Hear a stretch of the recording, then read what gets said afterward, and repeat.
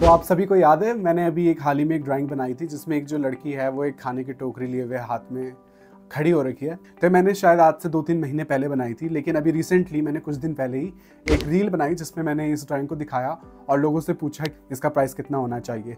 तो वो जो वीडियो है वो रातों रात वायरल हो गई गाइस। अभी तक लगभग 7.5 लाख व्यूज उसको मिल चुके हैं और इतना ही नहीं, उसमें 30,000 से ज़्यादा उस पर लाइक्स आ चुके हैं। तो मैं खुद पे विश्वास नहीं कर पा रहा कि ऐसा हो चुका है सच में। बट इसी के साथ मैंने बहुत सारे उसमें कमेंट भी देखे। कई लोगों ने मुझसे पूछा कि आप बताओ आपको क्या लगता है इस ड्राइंग का कितना प्राइस होना चाहिए। तो मैंने सोचा क्यों ना आज इस वीडियो में मैं डिस्कस करूं इस ड्राइंग के पीछे की कहानी और मेरा जो टैलेंट छुपा है इसके पीछे और इसका क्या प्राइस मुझे लगता है होना चाहिए। ये वीडियो सिर्फ इसी के बारे में नहीं होगी, इसका प्राइस क्या होना चाहिए। इसी के साथ आपको एक नया नज़रिया मिलेगा ड्राइंग को देखने के लिए कि जब भी आप कोई ड्राइंग देखते हो तो उसका प्राइस आप कैसे सोचो कि हाँ इतना प्राइस इसका होना चाहिए, क्योंकि बहुत सारे लोगों को नहीं पता और वो ऐसे ही कुछ भी रैंडम सा नंबर बोल देते हैं। तो ये वीडियो बहुत ज़्यादा इन्फॉर्मेटिव भी होने वाली है, तो आखिरी तक बने रहिएगा और चलिए शुरू करते हैं। तो बहुत लोग सोचते हैं इस दुनिया में कि आर्ट है ही क्या, आर्ट में बस आपने कुछ रंग ले लिए, कोई कागज़ ले लिया और कागज़ पे रंग डाल दिया, जी हो गया जी आर्ट। तो असल में ऐसा नहीं है, आर्ट में बहुत गहराई होती है। एक इंसान के, एक आर्टिस्ट के सालों की मेहनत होती है, इसी के साथ उसका हुनर होता है, उसका टैलेंट होता है, उसका कीमती समय होता है। इतना ही नहीं, वो अपने इमोशंस भी अपनी ड्राइंग के अंदर डालता है, अपनी एक तरीके से अपनी पूरी दुनिया को वो अपनी ड्राइंग में, अपने आर्ट में समेट देता है। बहुत सारे लोगों को ये बातें सिर्फ मनगढ़ंत बनाई हुई लगती हैं कि अरे ऐसा भी कुछ होता है, ये तो बस बड़ी बड़ी बातें करने की बात है। पर असल में जो इंसान मन से आर्टिस्ट फील करता है वो सच में ऐसा ही करता है और उसकी ड्राइंग में वो सारी चीज़ें झलकती भी हैं। और देखा जाए तो इंडिया की जो मिडिल क्लास फैमिली है वहाँ पे आर्ट की कदर थोड़ी कम ही है।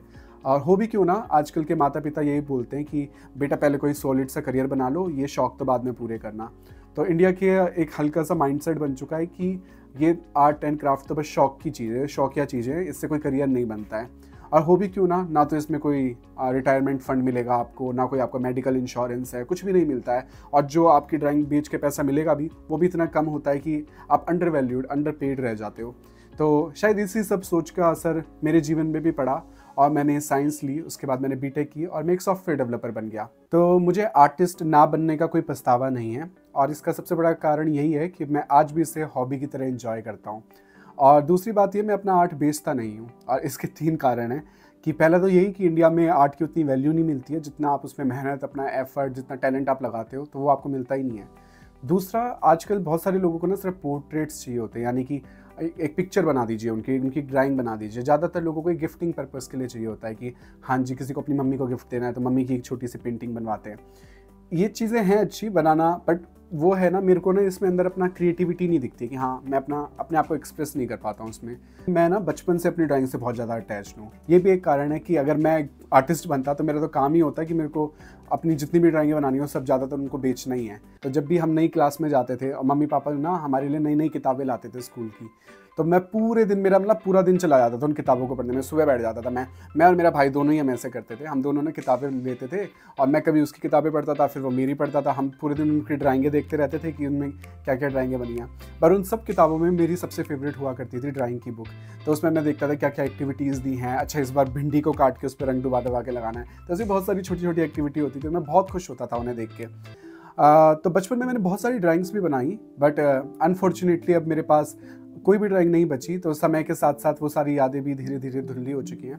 तो इसलिए अब मेरा ना ड्राइंग से बहुत ज़्यादा लगाव हो चुका है। तो अभी भी जो भी ड्राइंगें बनाता हूँ तो मैं उनको बिल्कुल भी खोना नहीं चाहता। तो फाइनली गाइज, जिस पार्ट का आप सबको बहुत बेसब्री से इंतजार था कि इसका प्राइस कितना है, तो आइए हम डिस्कस करते हैं इस पर। जो सामान लगा है एक एक करके पहले उनका डिस्कस करेंगे, फिर बाद में मैं आपको बताता हूँ कि कितना प्राइस। सबसे पहले आप दिख रहा होगा ड्राइंग बनी एक ऐसे बोर्ड पे है, इसको बोलते हैं कैनवस।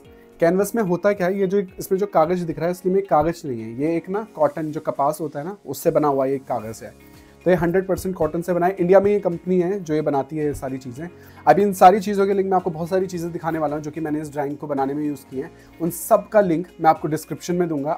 तो ये जो कैनवस मुझे पड़े हैं 2-2.5 हज़ार के मुझे पड़े थे 4 कैनवस। तो एक का प्राइस शायद 600-700 के करीब आता है। कपास के बनते हैं, एक तरीके से कपड़ा होता है। तो जब आप इस पर रंग करोगे ना, ये रंग जो है वो इस कपड़े के अंदर घुस जाता है और आपका बहुत सारा रंग बर्बाद हो सकता है। तो इसके लिए आपको सबसे पहले क्या करना होता है, इस तरीके का एक सफ़ेद पेंट आता है जिसे जेसो बोलते हैं, और ये आपको पहले पूरे इस कैनवस पे लगाना होता है ताकि आपका जो रंग है उसकी खपत कम हो। तो इसके बाद मैं आपको अगला आइटम दिखाता हूँ जो है एक्रेलिक पेंट, और ये मॉन्टमार्टे कंपनी ने बनाया है। और ये मेरी लाइफ के पहली बार के पेंट है जो मैंने इतने महंगे पेंट यूज़ करे हैं। ये 1500 के हैं शायद ये सारे पेंट। तो गाइस ये पेंट इतने महंगे क्यों होते हैं, आप सोचोगे 1500 का पेंट भला क्यों है। तो जितने भी आप इसमें रंग देख रहे हो ना, ये बहुत चटकीले रंग है, बहुत मतलब आंखों को एकदम से दिखते ही ना आपको लगता है वाइब्रेंट है बहुत ज़्यादा। तो जितना महंगा रंग होगा उतना ही वो चमकीला चटकीला होता है, तो इसलिए ये रंग थोड़े महंगे हैं, तो इसमें वो चमक दिखती है ड्राइंग में, है ना। आज से पहले ना मैंने कैनवस यूज़ करा है और आज से पहले ना मैंने पेंट यूज़ करे हैं। और बहुत सारे लोगों ने ना मुझसे पूछा भी है कि ये जो ड्राइंग है, अगर आप यहाँ पे देखोगे तो इस लड़की के गाल में ना एक हल्का सा ब्लश का इफेक्ट है। तो लोगों ने पूछा कि ये ब्लश का इफेक्ट आपने कैसे दिया, तो मैंने सोचा इसमें वीडियो में बिल्कुल अच्छे से क्लियर कर दूं। तो मैंने कुछ इस टाइप के स्पंज मंगाए थे, ये भी मुझे 200-250 रुपये के पड़े, और इसमें आप ये रंग लगा हुआ भी देख सकते हो ब्लश वाला। तो मैंने क्या करा, इस स्पंज को थोड़ा सा ब्लश में मतलब इस पेंट में डुबाया और फिर उसके हल्का हल्का उसके गालों में ये ब्लश का इफेक्ट दिया, क्योंकि अगर आप पेंट से अगर इफेक्ट देने की कोशिश करोगे तो बहुत डार्क हो जाएगा और बिल्कुल भी अच्छा नहीं लगता है। तो ऐसे ऐसे करके बहुत सारी चीज़ें को सोचनी पड़ती हैं जब आप ड्राइंग बनाते हो। तो ये इस तरीके से मैंने इसमें ब्लश इफेक्ट दिया था। अब आपने ड्राइंग बना ली, आपने सब काम कर दिया। अब आप नहीं चाहोगे ना आपकी ड्राइंग को मौसम की मार पड़े और धीरे धीरे इसका जो रंग है इसमें मिट्टी धूल चढ़ जाए। तो उससे बचाने के लिए क्या करते हैं हम कैनवसेस में, ये कुछ तरीके की वार्निश आती हैं। इनको आप क्या करते हो, अपनी ड्राइंग के ऊपर लगाते हो। एक तरीके से ये लिक्विड की फॉर्म में होता है, तो इसको आपको ब्रश की मदद से पूरी ड्राइंग के ऊपर लगाना होता है। तो एक ये होती है और एक ये स्प्रे की फॉर्म में भी आती है वार्निश। तो ये स्प्रे वाली वार्निश है, इसको जस्ट जैसे स्प्रे की तरह पूरे में डालना होता है। तो मेरी कम से कम आधी से ज़्यादा बॉटल स्प्रे वाली वार्निश इसमें लग गई है। और मैंने सोचा मैंने इतनी मेहनत से ड्राइंग बनाई है कहीं ख़राब ना हो जाए, तो मैंने स्प्रे के बाद ये लिक्विड वाली वार्निश भी लगाई। तो इसमें मैंने डबल कोटिंग करी है कि भाई ड्राइंग बच जाए मेरी और कुछ हो ना हो। चलिए गाइस, तो ये तो कॉस्ट आ गई है। अब धीरे धीरे आपको सारी कॉस्ट पता चल रही है। तो कम से कम आप देखोगे तो 1500-1600 से 2000 तक की इस ड्राइंग की खुद की कॉस्ट है बनाने में जो लगी है। अब इसके बाद आप सोचोगे कि अच्छा 1500 की लगी है तो ज़्यादा से ज़्यादा 2000-3000 की बेच दो, 500-1000 रुपये बहुत तो है। तो आइए हम गूगल पे चेक करते हैं। तो मैं गूगल पे आ चुका हूँ और गूगल पे मैं सर्च करता हूँ इसी डायमेंशंस की, इसी नाप की एक ड्राइंग ढूंढते हैं कैनवस वाली। तो देखिए आपको स्क्रीन पे दिख रही होगी ये वाली ड्राइंग, आपने देखा हाँ 2-3 हज़ार की है। तो आपने सही सोचा कि मुझे 2-3 हज़ार में बेचना चाहिए, पर इसको ध्यान से देखिए, इसमें लिखा है प्रिंटेड। ये हाथ से नहीं बनाई गई है, ये मशीनों से प्रिंट की गई है। तो मशीनों से प्रिंट की हुई ऐसी ड्राइंग जब वो 3000 की बिकती है, तो आप कैसे सोच सकते हो कि एक हाथ की बनी हुई ड्राइंग भी 3-4 हज़ार की बिकेगी। तो मेरा मानना ये है कि जो एक आर्टिस्ट के अंदर जो टैलेंट होता है आर्ट बनाने का, वो जन्म से ही आता है, वो बाय बर्थ होता है। तो आइए जानते हैं कि एक आर्ट को बनाने में क्या क्या स्किल्स लगते हैं। अभी हमने सामान तो देख लिया कि हाँ भाई इतना तो सामान का ही पैसा आता है। अब स्किल्स देखते हैं, स्किल्स कितनी होनी चाहिए। पहली स्किल तो आपकी होती है कि आपके हाथ में सफाई होनी चाहिए। तो ये जो पेंटिंग जो बनाई है, सबसे पहले तो आप इसका स्केच बनाओगे पेंसिल से या किसी भी चीज़ से, आप पहले इसको पूरे बनाओगे। तो उसमें अगर आपकी हल्की सी भी गड़बड़ हो जाएगी तो आपकी ड्राइंग वैसे ही बेढंगी सी लगने लगेगी। अगली चीज़ आती है पेंट की समझ। मुझे आज भी याद है जब मैं छोटा हुआ करता था तो मैं ड्राइंग्स तो बना देता था अच्छे से, मतलब पेंसिल से मैं बना देता था, पर जब रंग भरने की बारी आती थी तो मेरी इतनी मेहनत जैसे पानी में मिल जाती थी। पूरी ड्राइंग बनाई और आखिरी में रंग ही इतने खराब लगते थे इसमें।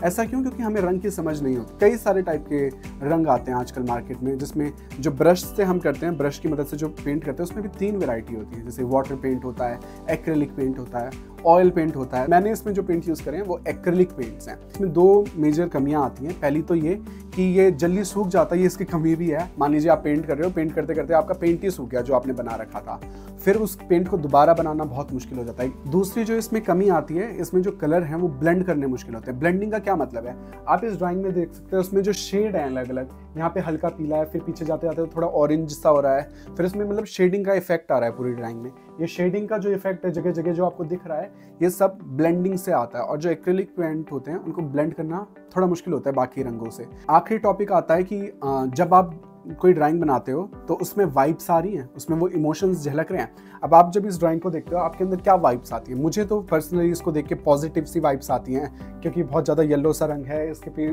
चेहरे पे एक अच्छी सी सटल सी स्माइल है, जिसे देख के मतलब वो इमोशंस झलकते हैं कि हाँ ड्राइंग में इमोशंस हैं। अब मैं आपको ना एक पर्सनल इंसिडेंस बताता हूँ अपना। तो जब मैं इस ड्राइंग को बना रहा था ना, स्पेशली ये वाली जो ड्राइंग थी, तो इस लड़की की जो मुस्कान है ना, जो स्माइल है, वो थोड़ी सी और ऊपर हो गई थी।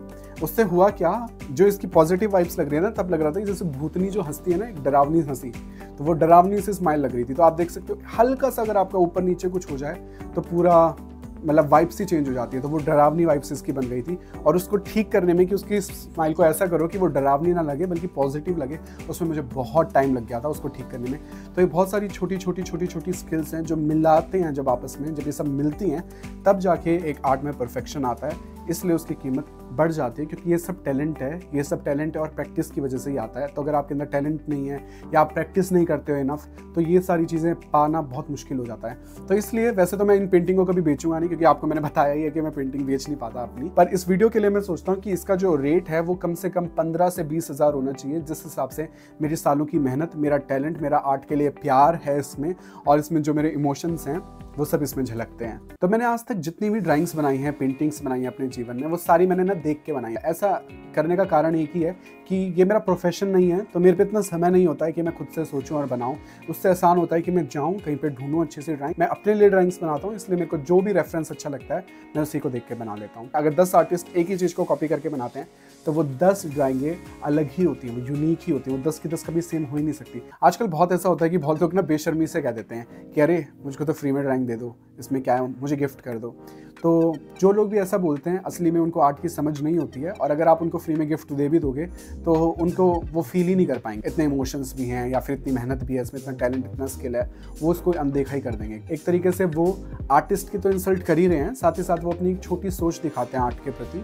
तो अगर आप एक आर्टिस्ट हैं तो आप मुझे ज़रूर कमेंट में बताएं कि जब कोई आपसे कहता है कि भाई फ्री में ड्राइंग दे दो, तो आपको गुस्सा आता है कि नहीं आता है। ठीक है, तो इससे सब लोगों को पता भी चल जाएगा कि हाँ जी, आर्टिस्ट को फ्री में ड्राइंग्स देना पसंद नहीं है। अगर कोई आपको ड्राइंग दे रहा है बना के, तो इसका मतलब आप उनके जीवन में बहुत बड़ा रोल रखते हैं, बहुत खास हो, इसलिए कोई आपको अपनी ड्राइंग देता है, और किसी को भी अपनी ड्राइंग कोई इंसान तभी देता है। इस वीडियो को बना के एक चीज़ तो मैं बहुत अच्छे से समझ गया।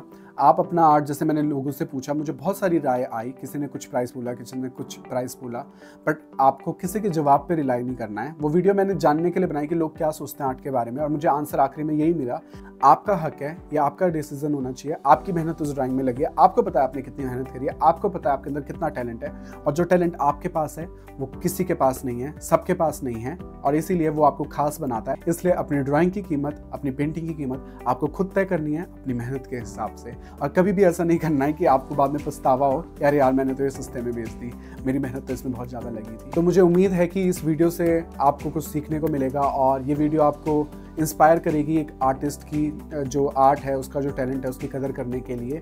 सो वीडियो देखने के लिए बहुत बहुत धन्यवाद गाइस। मैंने आज तक जितने भी आर्ट बनाए हैं वो सब मैं आपको दिखाऊंगा अपनी अगली आने वाली वीडियो में। तब तक के लिए अपना ध्यान रखना, और अगर वीडियो आपको अच्छी लगी हो तो प्लीज़ लाइक करें, कमेंट करें, वीडियो को शेयर करें। हम अगली वीडियो में फिर मिलेंगे।